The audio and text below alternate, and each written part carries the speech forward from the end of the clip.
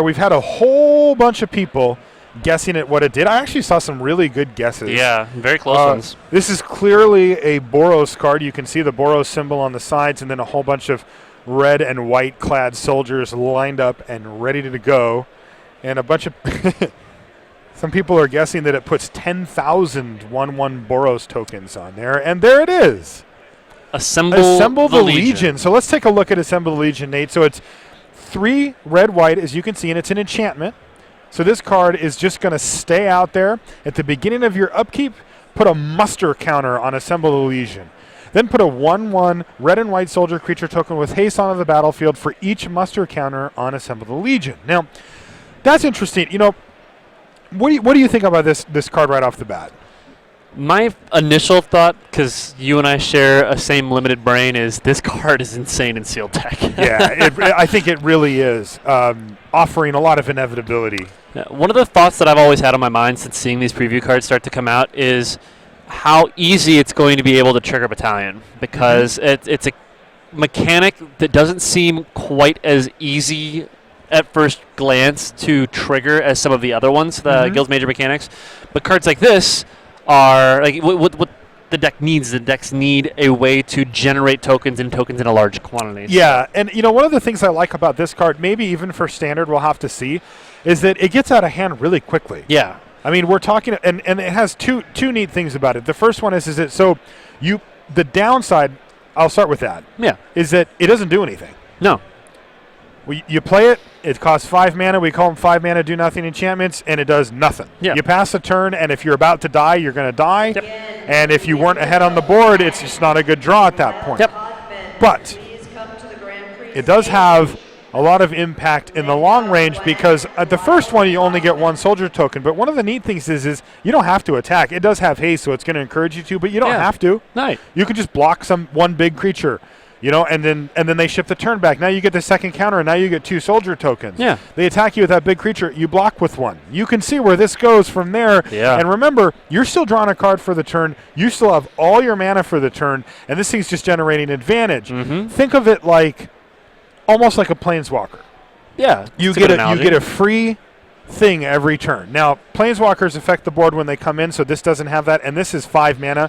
So 5 mana planeswalkers, you expect to get a pretty big effect. So this isn't as good as that. But remember, this is a rare. It's not a mythic rare. And but it gives you that inevitability. I mean, I could see this being a finisher in all types of decks. Think of this. Turn 5, it does nothing. Turn 6, it's still generally pretty bad. You've invested 2 turns and 5 mana for a single creature. With 2 muster counters, it's not terrible. It's not great. 3 muster counters. Now we're starting to talk, but if it gets up to 4 or 5, it gets out of hand. Yeah. Your opponents, like, if they have to block the creatures, they have to deal with them. If they wrath the board away, who cares? 6 will coming next turn. And they all have haste. Yeah. In a deck like Blue, White, Red Flash in Standard right now, this card seems like an exceptional way to finish the game. Like, you have the ability to put it into play. You've got the ability to survive that long based on how the deck works, and you can protect yourself while it does what it does, and it helps protect you as the turns go on. And then you hit that point when, all right, boys, time to once dance. you make 3 or 4 of those things, it just stops mattering at some point. Yeah, exactly. Right? I mean, because it doesn't matter if they wrath you. It doesn't matter what they have. You're just going to overwhelm. Like you said, the key is building the deck such that you get yourself to this opening. Yeah. Where you can play this card, ship the turn back, and not be dead. Yeah, it reminds me a lot of Goblin Trenches. Like, it's a little more expensive, which is its main detriment to my eyes, the fact that it costs 5. But the reason it costs 5 I feel like it's conservatively cost. Like, they didn't push the card too hard. I think it's probably perfectly costed, to be honest. Like, if you, like, it's not 4? You don't want it at 4? No, I mean, think about it this way. Like think past the first 3 turns it's on the table. Like, once you hit that 4th turn, the card's just broken, like busted open, broken. Well, and you still get the tokens that you had previous to that as well. Yeah, exactly. Like, if the card is just absurd if it hits the table and survives for more than 4 turns. If it hits the table for more than 4 turns and survives, your opponent is dead. Yeah. If they don't, like, if you're not dead, your opponent is dead. Right.